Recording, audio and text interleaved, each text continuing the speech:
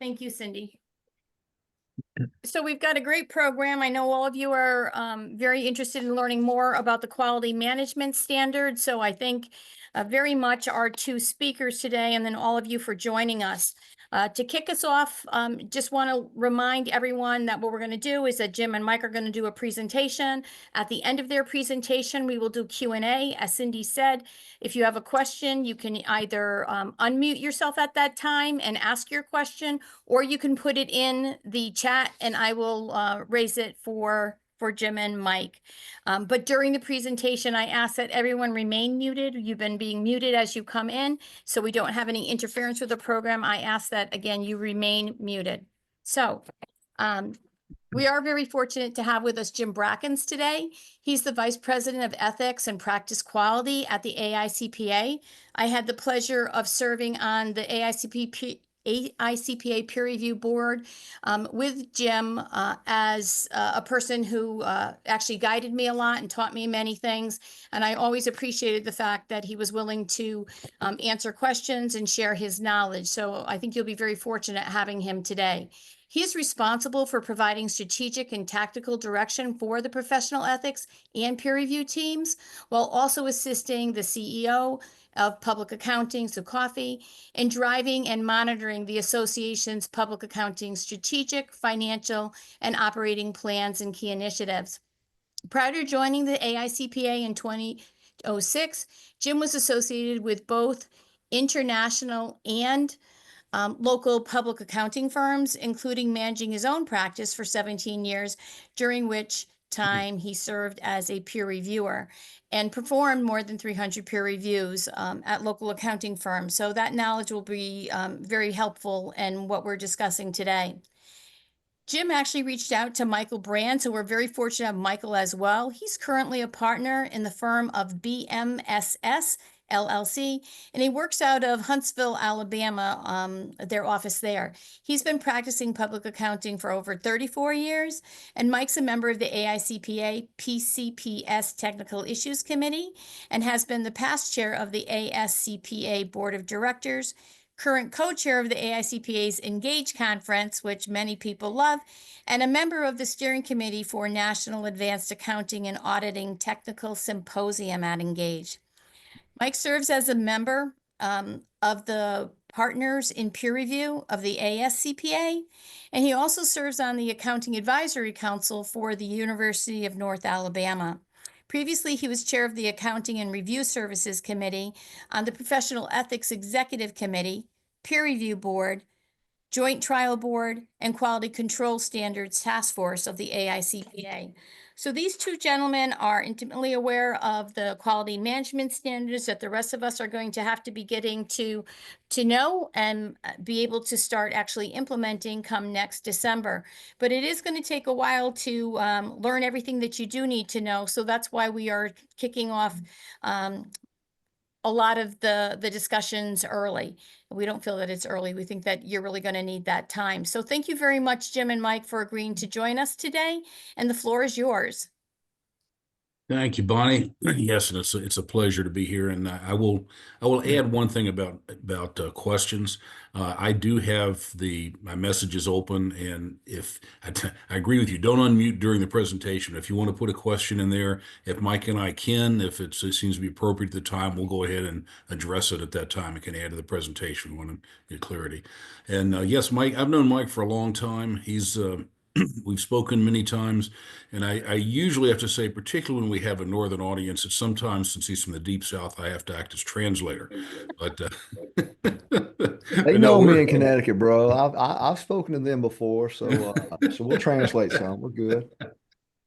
Anyway, we are both thrilled to be here, frankly, and and talk about a topic that since we are gas geeks, is near and dear to our heart, is the new quality management standards.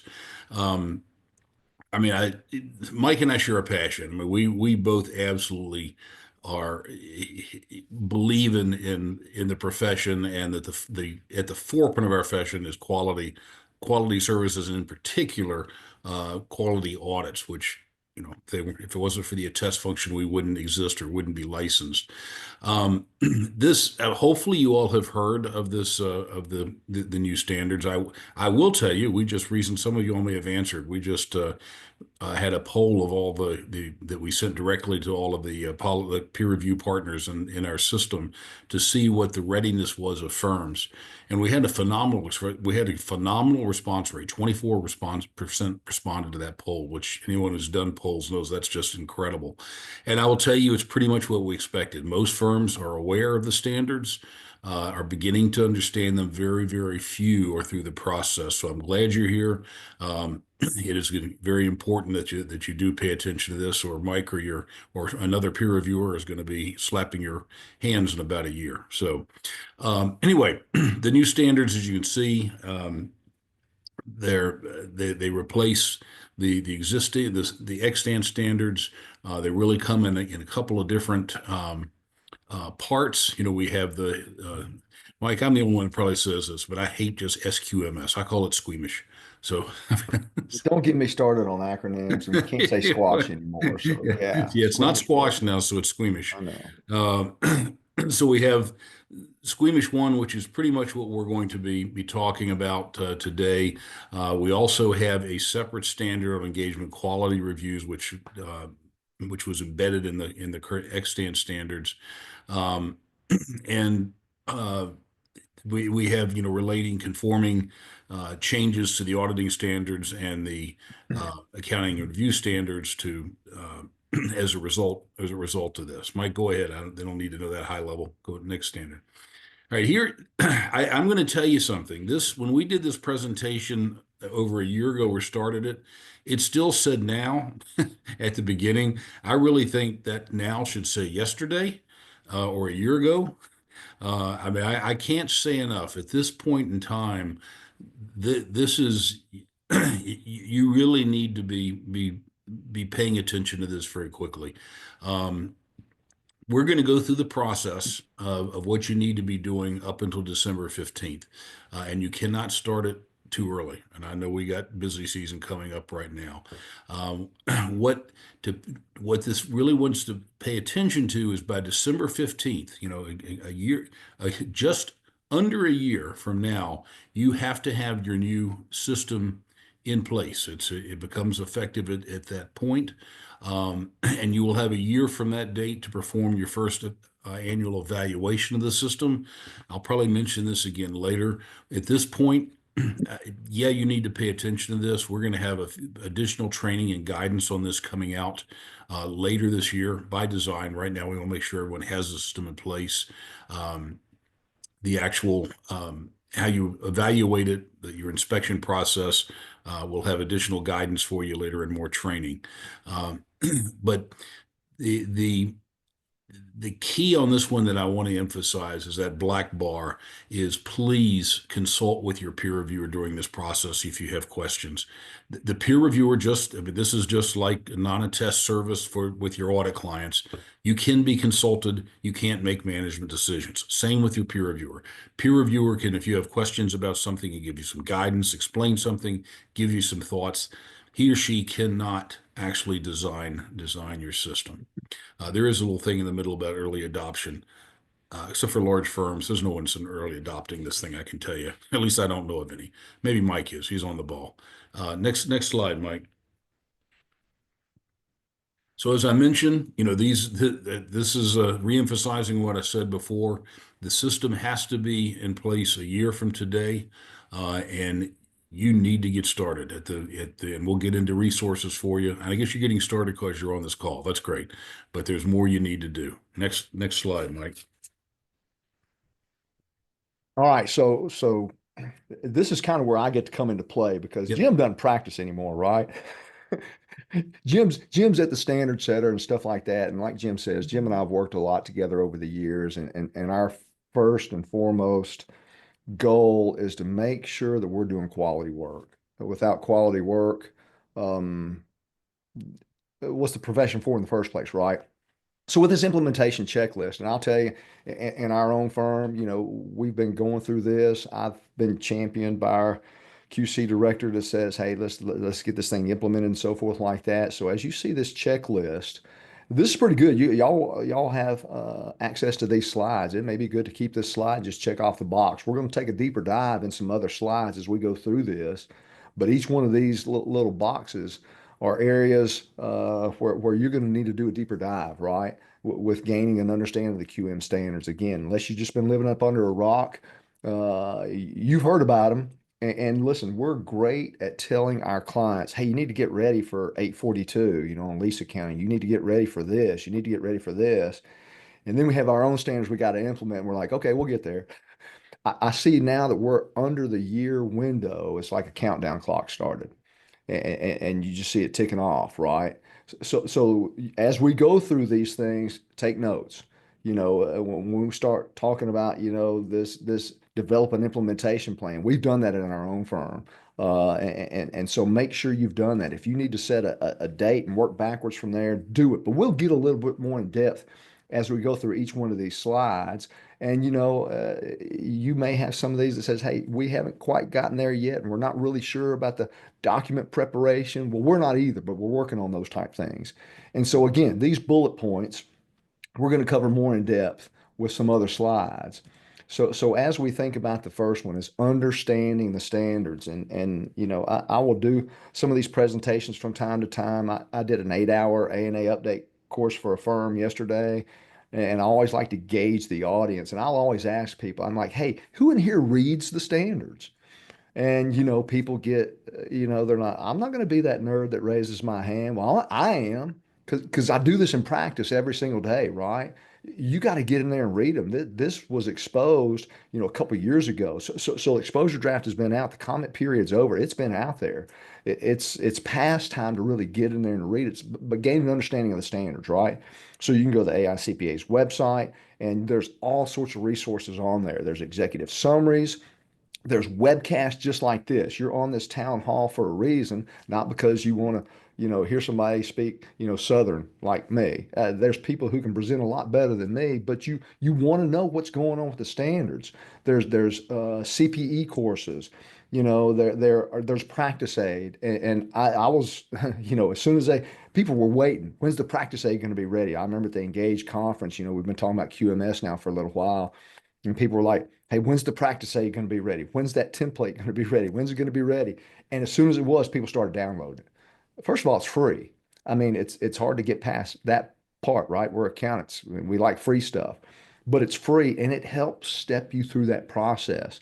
There's one for sole proprietor. There's one for 2 or more professionals. There's an Excel spreadsheet that goes along with them.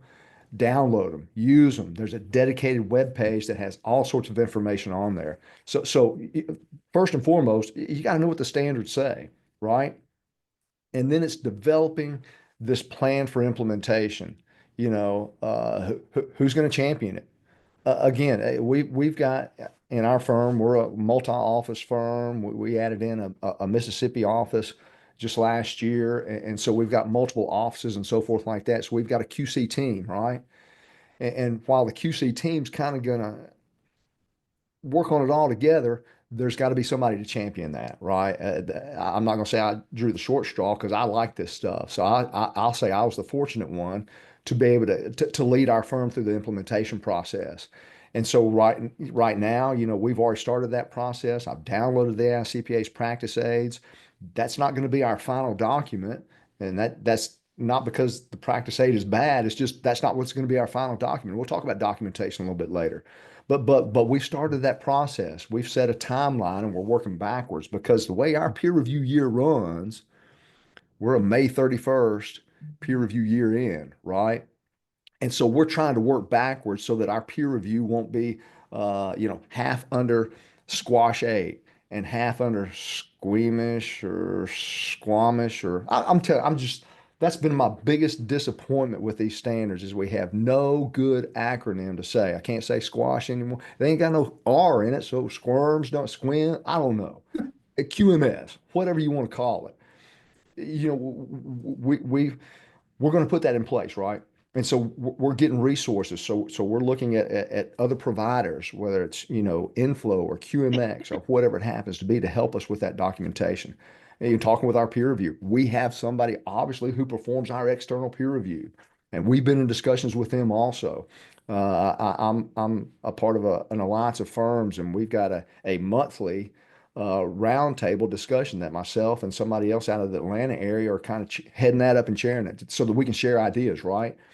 Determine how the information is going to be documented, develop that timeline. Again, because our peer review year is what it is, and we want that first peer review to be completely under QMS, we're going to have this, we want to have it implemented by June 1st, right?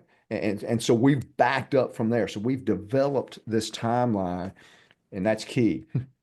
Developing this plan, sticking to the plan, making sure that the resources that you're going to need for successful implementation, it's not just human resources. I've already talked to you about, technical and intellectual resources that we'll need also. Hey, here's another thing.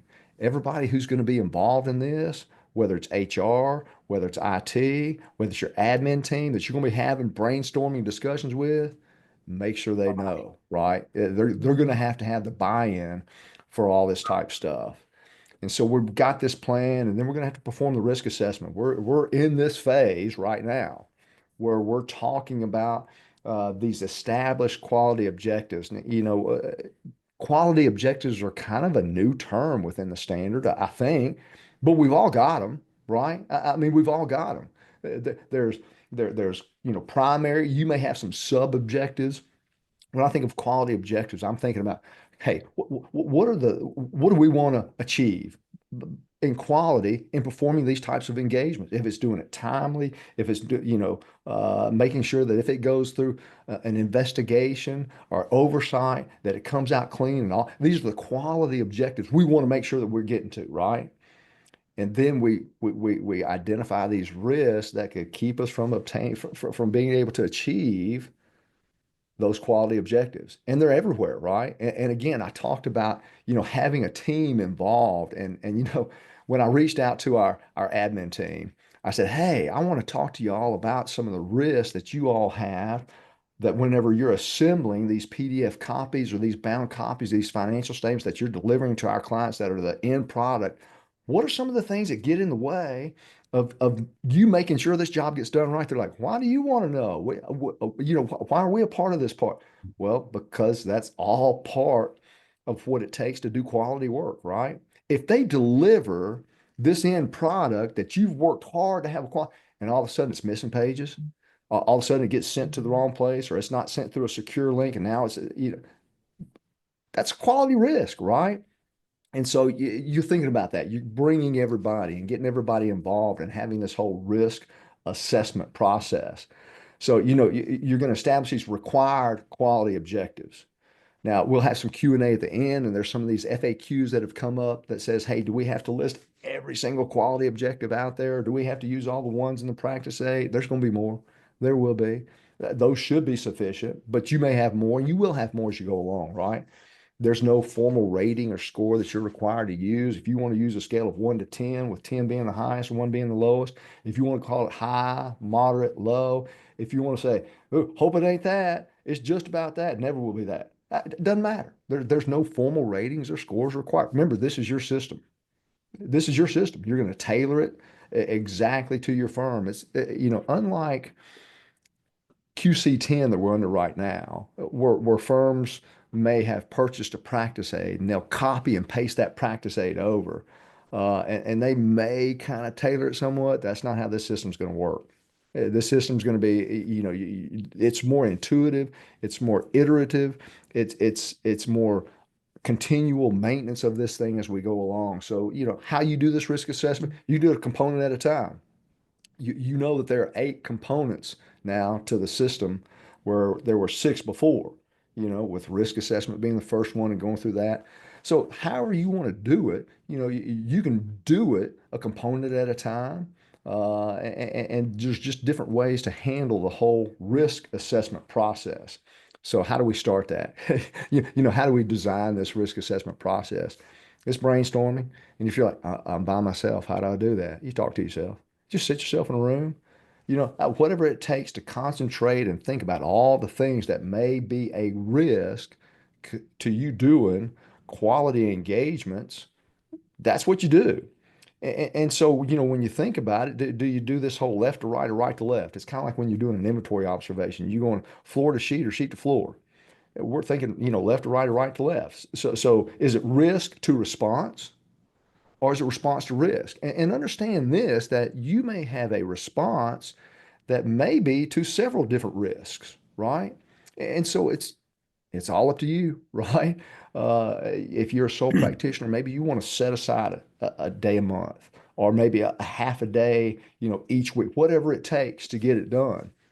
And you'll do this thing called a gap analysis. Y'all know what a gap analysis is?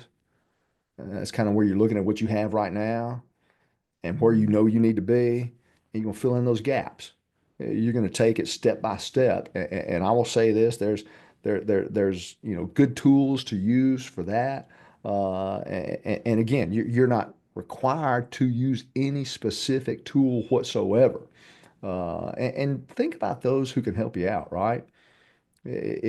What kind of staff do you want to bring in on this? Because you're going to have to get a lot of people involved, right? And then you think about what risk does this response address? And I like to think about it in this way. I told you it's an iterative process. It could be that over time, you're removing some of those risks because you don't work in that industry or something like that anymore. I tend to think of it when I'm reviewing an audit and I see an audit procedure and I want to say, hey, what risk does this address? And I go to the audit program and there's nothing in there. I'm like, why are we doing this? What's it responsive to? Because it should be responsive to risk. Your system should be the same way, right? And again, do we have responses that are no longer necessary? We used to have particular responses to risks associated to this type of industry or client or whatever. Well, we don't service those type of engagements anymore. Get it out. Okay. This is one of those systems. It's not like if you used to watch the old infomercials, sometimes the guy had the oven and he sets a 17-pound turkey in there and he would set it and forget it, right? That was his whole thing. It cooks itself, set it and forget it. That's not how the system works. You have responses that are no longer, get it out, right? You may have new risks that pop up. Get those things addressed and get them in there, all right? Pop over to the next one. And again, however you decide to kind of attack this thing, right? By component, which would be, hey, let's start with governance, and then we'll go through acceptance and continuation with relevant ethical requirements and all that type of stuff. You want to go component by component, or maybe you want to go step by step, right? That says, hey, we're going to list out all the risks, then we'll get all the responses and figure it out, right? You can see some of the advantages component by component. Maybe it's easier to kind of piecemeal that together, easier to perform a gap analysis if you're going that way. Some of the disadvantages is, you may have some responses and risks relevant to more than one component. So it could be if you're going component by component, you got it right here, you got this risk and response. You can say, oh, by the way, that's the same one we have in this component down here. Copy and paste, do that type stuff. And so that could be a disadvantage. Maybe you kind of think about it and you don't, and that type of stuff. Because with this, I have no, I have no doubt this will be one of those that you're probably going to pick up and put down. I've done that in our own firm. I'm working on it, over time and stuff like that. Now, listen, hey, if you've got the time and the effort to be able to say, hey, by the way, I'm cleaning out the whole month of January. I'm not doing nothing but working on our SQMS. Get you some of that. Good for you.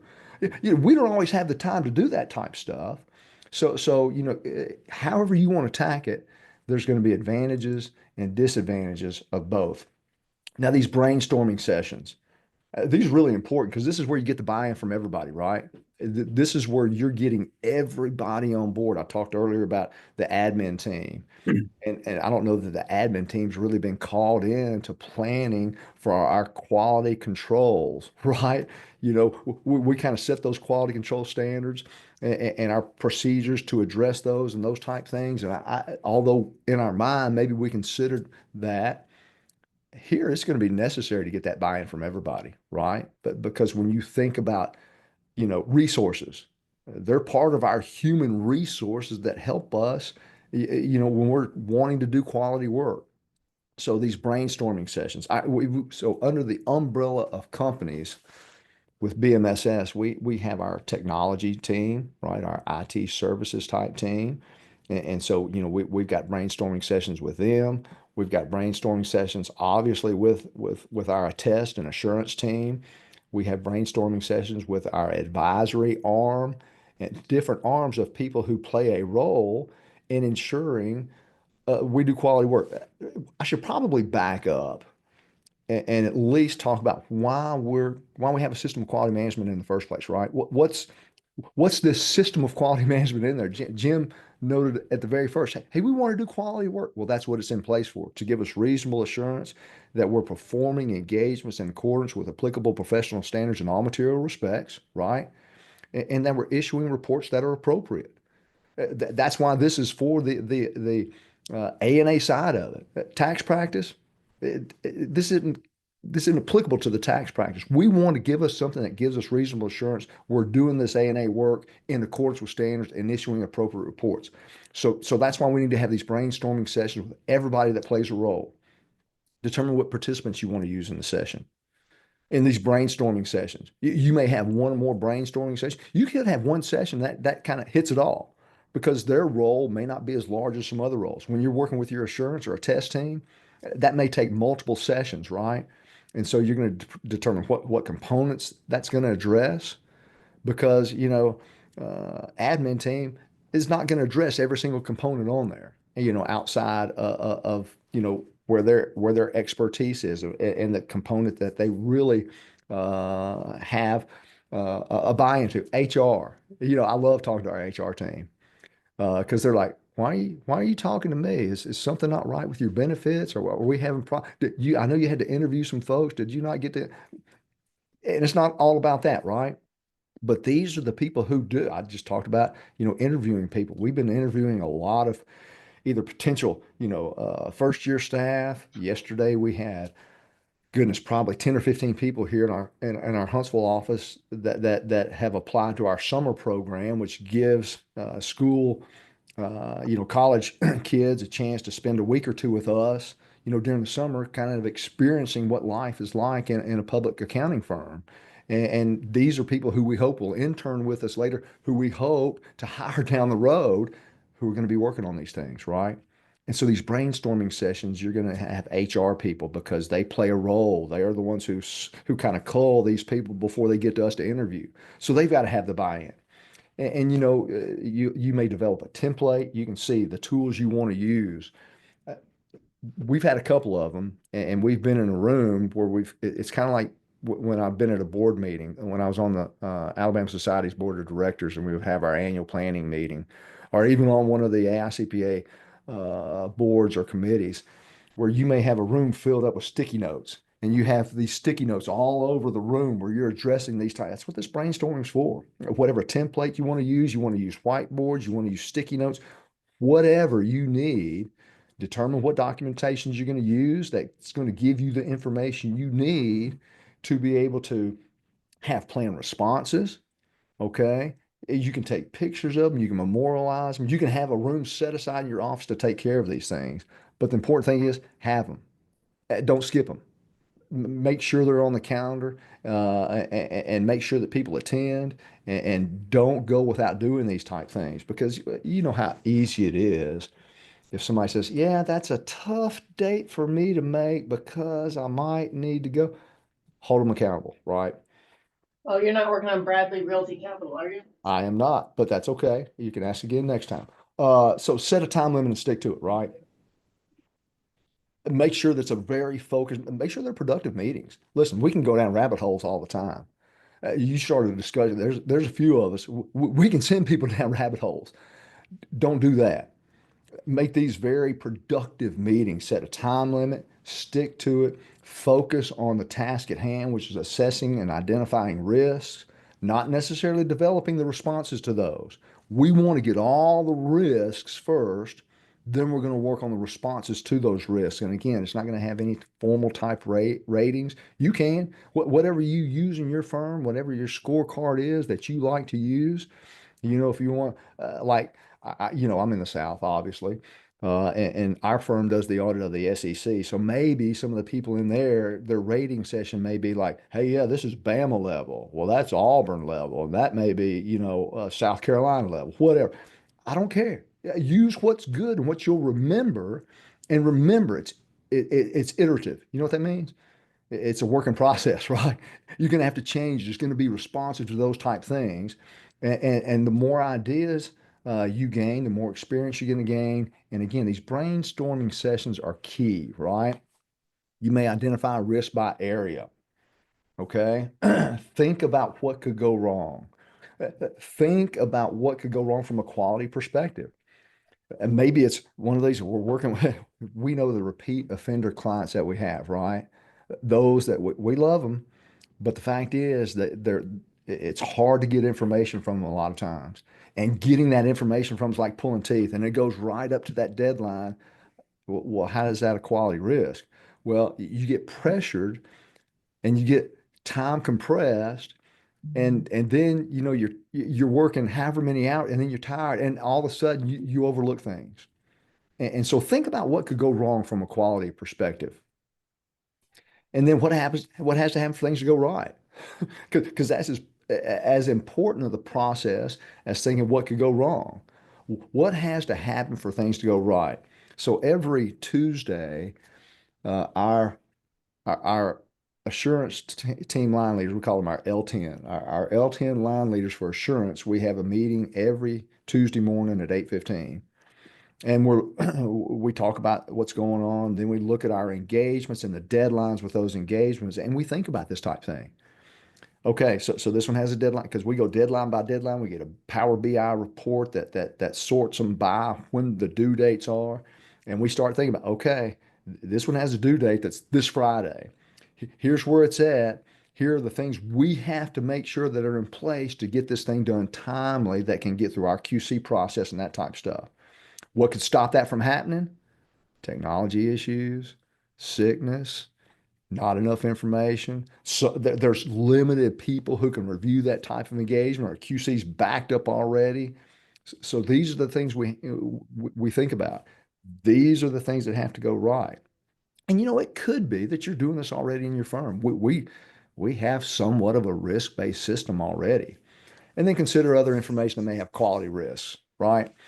There may be something that you just haven't thought about, and somebody in that brainstorming session says, hey, what about this? Write it down, right? And then we think about the whole thing, with SAS 145 that came out, they've come up with this term, the spectrum of inherent risk, where we talk about likelihood magnitude, right? And that's how we think about these quality risks. What's the likelihood that this quality that something's going to get away of us achieving this quality risk? Well, it's really low, but the magnitude, if it happens, off the charts. And so the higher these are on that spectrum, right? The more likely they are, the higher magnitude they are. We're going to decide what really are quality risks. If this one has a low magnitude and a very low likelihood, is it a quality risk? Probably not. This one's on up the scale. It is every single time. And so that could be a separate session when you think about those type things. You don't have to document every single risk that's considered. And again, it's going to take some massaging. That term iteration is a really cool term, but it's going to take some work. It's just you may have to go through it again and again and again. It's kind of like me when I'm prepping for a session like this, or for teaching a class. I have to go through things like 27,000 different times because I don't have that photographic memory. I wish I did. But do just enough to go ahead and decide that risk that's going to need a response, and go ahead. Again, don't go down those rabbit holes because you could be there for a while.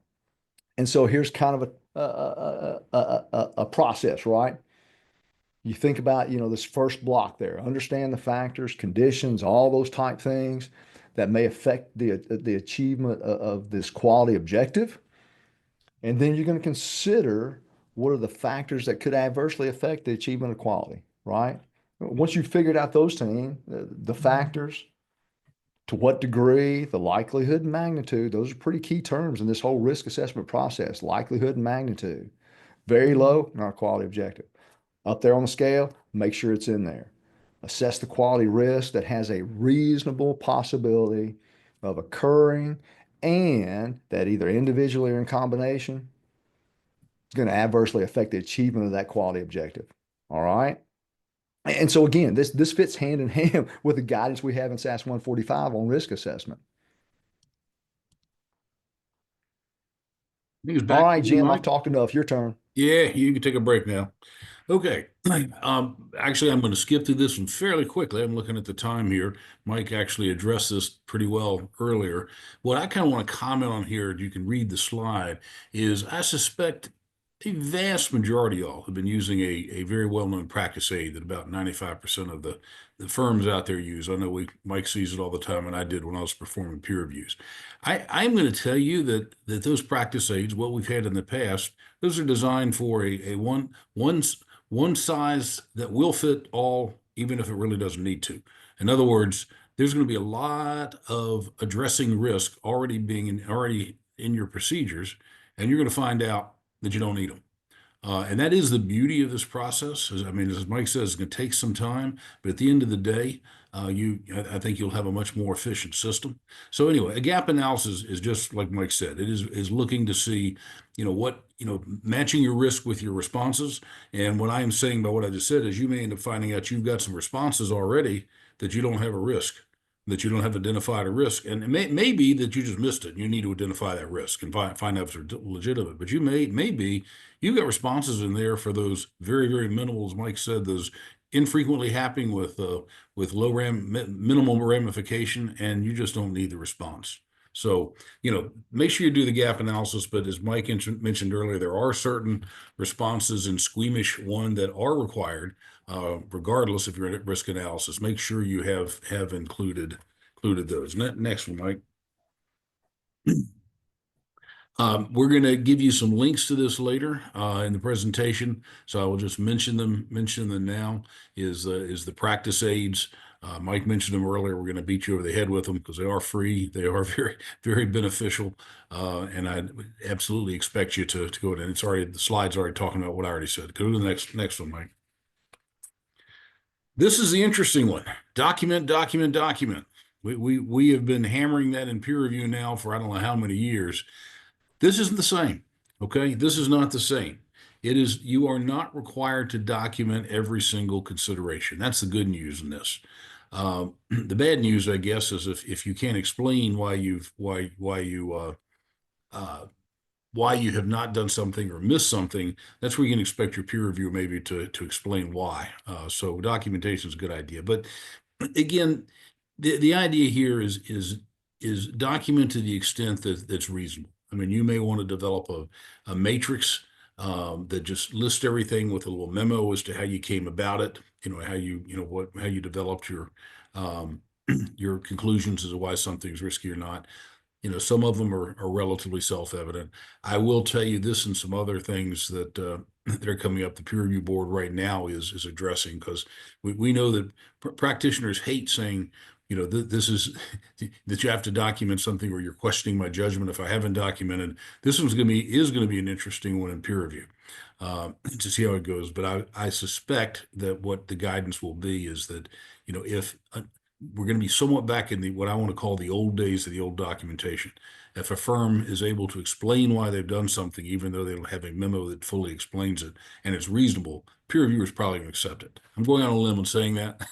Peer review board hasn't said that yet, but I suspect that's the direction we're going to go. But that doesn't mean you can't document. You really need, or at least document sufficiently so you do understand and can explain, why not you had a risk in a certain area.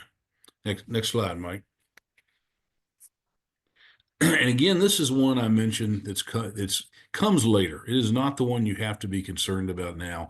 It is frankly something, and not much different than what you have to do under the extant standard. It's your ongoing or periodic monitoring. So again, we'll have more guidance about this later, and I really don't want to boggle your mind with it now. But it is something I would mark your calendar, make sure that you are taking a course on this next year as they come out, is how to do monitoring, because it is going to be my prediction is going to be emphasized much more in peer review. Not only is it important, I mean, it's always been important, but I think as Mike has talked about, this is an iterative process. This is a living document. There is the expectation that your system will change as your firm changes, as other risks develop, and you will be expected to have been aware of them and modified your system appropriately. So this is going to be more important going forward, but I really don't want to get into it at this point since you don't have to worry about it yet. Now, this is something I do want to emphasize. I imagine a number of you all are in this session that are more not really strongly into the audit function, but you need some CPE at year end, right? So that's why you're on the town hall. Well, if some of you all happen to be partners in your firm and you're a tax partner, pay attention to this. There is a new provision in the standards that I kind of look down to that last bullet. It's sort of like what we have in the publicly traded arena, where you have the CEO of a company has to annually has to certify the internal controls over financial reporting, the ICFR, literally sign off.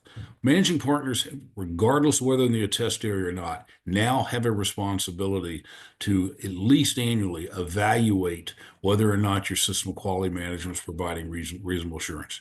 This is important, and this is not a joke. This is really to raise the standard to make sure the firm's emphasis is on a quality system. And I can promise you, peer reviewers are going to be asking about this, and they are going to be asking questions to see if that managing partner really knows or whether they just signed off something. So, if your managing partner isn't here, make sure he or she listens to the recording of this presentation. They need to get the message of this one. Go on to the next one, Mike, because I think we're now getting back to you so you can handle the FAQs, and we haven't seen these questions pop up yet, but I'm sure they will at this point too. So please start sending them, everybody. Yeah, and I have seen one that popped up in there, and I'll address it. But what I want to emphasize, Jim, back on this slide that we just looked at, is that currently under QC 10 or Squash 8, in the year of peer review, if you do inspection, and peer review can substitute for your inspection. This evaluation of the system is going to take place even in a peer review year. So remember that. If you said, hey, peer review year, we monitor, but we don't do our formal inspection, we don't evaluate our blah, blah, we let peer review substitute for that. That don't play with SQMS, right? It's required annually. And again, these managing partners, they may have a tax background, and they're the ones ultimately responsible for it, and they can't delegate that overall responsibility for it, right? And we'll talk about some of the operating responsibilities and stuff like that they can do. But I wanted to address a question that was in the chat. There was one in there that says, can you expand upon the situation when the effective date falls in the middle of a peer review year? Well, what's going to happen then is your peer review is going to be kind of under two different systems, right? You're thinking about it, that report for that period end is going to be up under the new standards. And so what we've determined in our firm, we don't want to have them to evaluate using two different systems. So we plan to have our system in place by June 1st, with us having a May 31st year end. So we'll go June 1st through May 31st. So we'll have the entire year under SQMS1. Now, if you don't early implement, then the requirement is you just have it in place by the 12/15/25. And before that, you were under Squash 8, and that's acceptable after that point. But then so your peer reviewer will kind of evaluate kind of the split year, right? And if I'm misunderstanding that, Jim, just correct me. No, Mike, I think you're right. And the question here, particularly talking about 12/31/25, Yeah. is, the answer is going to be that new system has to be in place. The peer reviewer will be evaluating that system, as Right. designed, how you've documented all of your assessment. The engagements that were performed prior to that, nope, that'll be under the old system. That's So right. that's what Mike's talking about in terms of a split system. It Yeah. And so let me tell you, for peer reviewers, it's going to be tough sledding for us.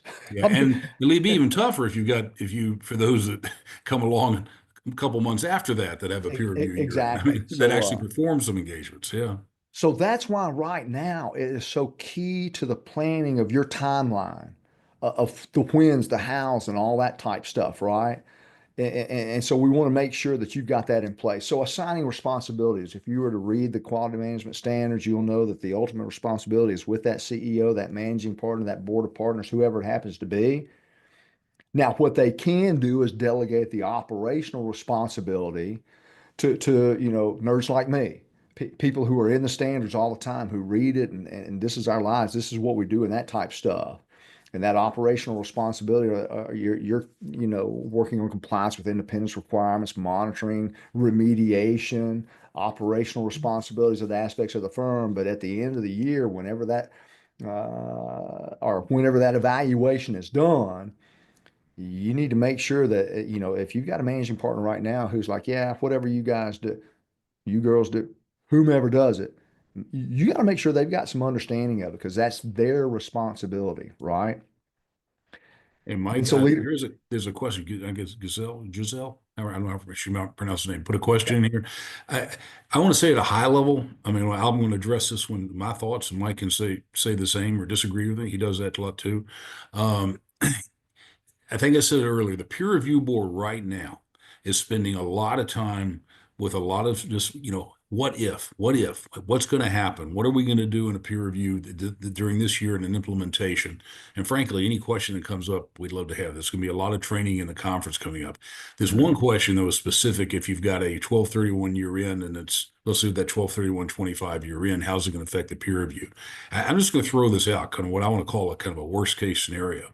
If you have a new peer reviewer, that peer reviewer is going to have to end up getting an understanding of your system designed as of 12/31/25 and your system prior to that, where you were, the performing your engagements before. Same peer reviewer, that's probably not as big a deal, but there will be, no matter what, there will be more work this first time you undergo peer review under the system, because it's a new system. It's something new that you've done, and the peer reviewer is going to have to take some time to evaluate it. After that, some of the technical questions about, well, if we do this and it's not quite that, how's the reviewer going to handle it? Don't know yet. I mean, that's yeah, what we're working on. and that's all going to go back to professional judgment and understanding what GAP requires and what SARS requires and those type things, the things that peer reviewers have addressed for years anyway. That we've addressed those for years, and I don't think SQMS 1 or 2 is really going to change that evaluation of compliance with SARS and SASs and FASB codification and those type things, right? So leadership responsibilities under SQMS 1. Well, we've already talked about who's ultimately responsible. And again, the requirement of that managing partner to evaluate and conclude about whether this system provides that reasonable assurance that these, objectives are being achieved. And again, I feel like, like Jim on this, as a peer reviewer, I'm having some pretty good discussions with that managing partner to make sure they understand what they're signing off on. Because if they just said, hey, we evaluated, I said it was good. And I'm like, okay, what does it mean? It was good. I don't know. I got the report from my QC director, and they seem to say everything was fine. So I'm trusting them. They need to have, they need to understand what their responsibility is, right? And their accountability to that system as a whole. And so, the managing partner can obtain information from others to assist with that. And again, that's where I think myself as part of the QC team, I'm gonna sit down with our partner, our managing partner, Don, and Don's got an A&A background, so it won't be quite as in depth to him because he's got a pretty good understanding of it. But they have to understand their responsibilities. Things like who's on the engagement team, partners, staff, others performing procedures. Maybe it's tax folks, individuals with expertise in A&A, internal expert. Who's not on that engagement team? Your consultants, your external, well, it may not even be external, but the EQR, they're not a part of the engagement team by definition. And refer to auditor if you're familiar with, SAS 149, the group audit and that type stuff that's referred to auditor is excluded from that. Who do we consider to be a human resource? Right now, that's what it's called, human resources. It's called resources, going forward under SQMS. But personnel, partner, staff, all those type things. They are individuals in the firm. They may be individuals external to the firm, who's a human resource, somebody that's in our network, an individual that happens to be with a service provider. They're all considered to be a human resource also. And then we think about who's a service provider. You know, that's somebody external to the firm. Maybe it's a methodology provider, whether it's a Thomson Reuters, an RSM, an Oscar, whomever it happens to be. Those are service providers. So when we're thinking about our system and some of those quality objectives and risk responses and so forth like that, we have to understand who all the players are. And a service provider may be one of those players, right? And so some of the things that you'll identify with external resources and determining if they're appropriate for use, that's part of the evaluation of it. Now let's get into some of the Q&As that have come through to the AICPA. And this one, you know, talks about, do you need to start from scratch when designing this quality management system and creating that document? You don't have to reinvent the wheel. It could be that you've got a really good system currently under QC10 that you may just need to map and say, hey, by the way, I know this one only has 6 elements, this one has 8, but this is a pretty good structure right here that we can work off that. So use all the resources you've got already. And so, you know, what are we doing related to quality management? And I told you about our own. I think we have a bit of a risk-based system already here at the firm that I practice at, because we look at certain engagements, not just because we want to, well, but because they have certain risk factors that we determine need to go through our QC process. And are we addressing certain risk? And I think we are now. We've got quality objectives. We do. That's why we have a system already, right? And some of the things we're doing may not even be related to a quality risk. So it could be that you cut down on some of the things in your current system that your current system may be requiring you to do that's not really responsive to risk. It's just like doing that old, you know, cash disbursements test in an audit because we've always done it. Well, it's not responsive to risk. It just made sure they had dual signatures and that type stuff. If it's not responsive to a quality risk, don't do it. Get it out, right? Can the AICPA template and tables from the core and tables form the core of the QM documentation? And I'll answer this one personally. I think yes. In fact, that's what we're using right now. And I'm not saying you have to use it because Jim has AICPA in his background. I don't have AICPA in my background, but I think it's a good product. And I think it's the genesis of where we are right now with the beginning of our QMS system that really lays it out really well. If you hadn't downloaded it, download it, look at it, evaluate it. If you don't want to use it, you don't have to. But I think for me personally, I really think it forms a good core. It's not going to be our final document. I'm just going to tell you, that's not going to be our final document. But it's going to get everything in a format, in a way that has all of our thought process down at that point in time. And we may memorialize it there and say, hey, this was the genesis of our system. Here's where we're going from there, right? Let me see. There's something in the chat box I want to make. Okay. Oh, that was just Jim saying we got to practice that. Yeah, because I mean, this is kind of how I roll sometimes through these. It takes a little while. Should a firm have more quality objectives, quality risk, and responses than the ones provided in the QM standard and related practice aid? I covered this before. Those in the practice aid are really comprehensive for quality objectives, right?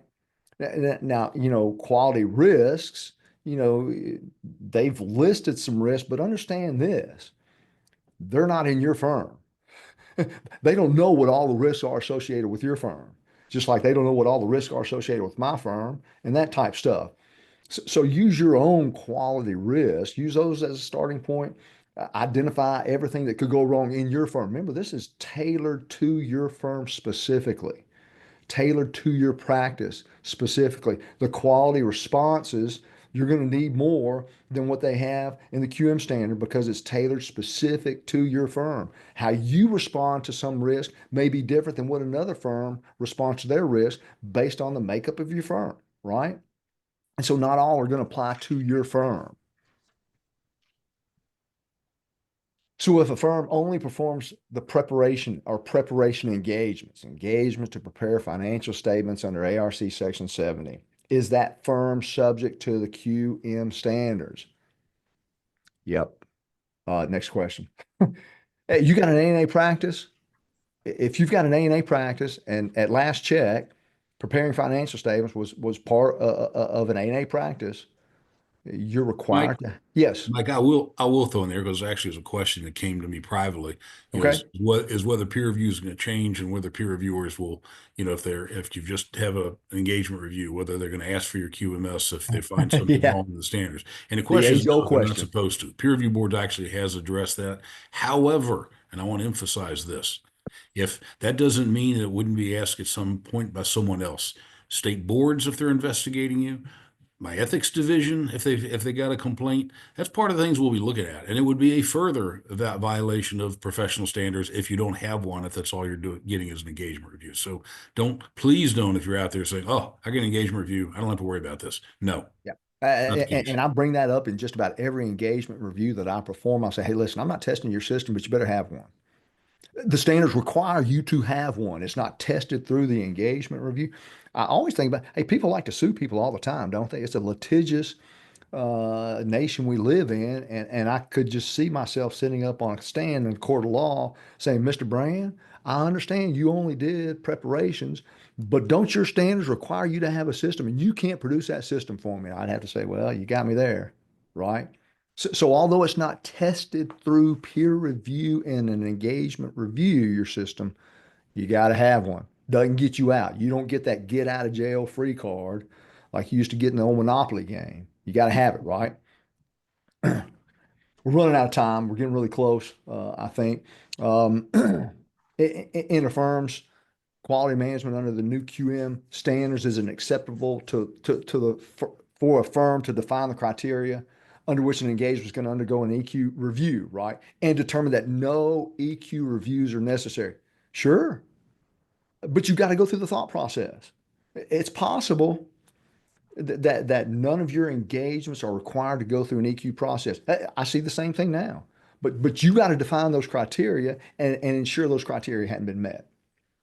In other words, this is no change at all from the current system. No change. I've seen people cut and paste, and they say, "Hey, we will define criteria under which way." And based on this, we have none that meet that criteria. And I'm like, "What were your criteria?" They're like, "Whatever we define." I'm like, "What'd you define? I don't see it."